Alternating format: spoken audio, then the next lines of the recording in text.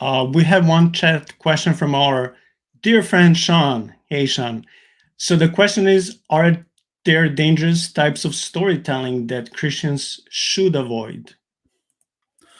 Um, Dangerous types of storytelling. I don't know that they're dangerous types of storytelling, but I would say that there are dangerous elements to be added into story that can be, let's say, subvertive or harmful insofar as what they're doing is communicating the opposite of wisdom. You can have bad stories. It's not the storytelling itself. It's well, not just the delivery itself either. Sometimes it's the context or the content of the story, where you can find something subversive.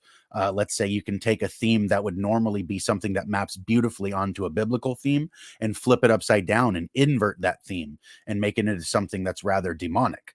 And that's something that makes up most of what we call the horror genre, is actually inversions of things that we would find to be delightful or wholesome or good, and then you flip them upside down, and you don't have, instead of a an innocent baby that's there to be protected, instead you have something like a demon possessed baby that's there as like a living doll to destroy you or something like that, where you have the things that would normally be a symbol of maximal innocence or purity becoming the symbol of something that is oppressive or dangerous or monstrous. And those things can be dangerous in storytelling, when they're brought outside of, let's say, the cautionary tale and brought into something more like the glorifying of the edge of storytelling.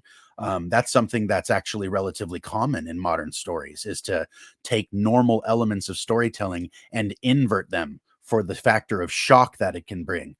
This shock value that can come out of storytelling when you take something that was, the standard trope of a story, and you flip it upside down.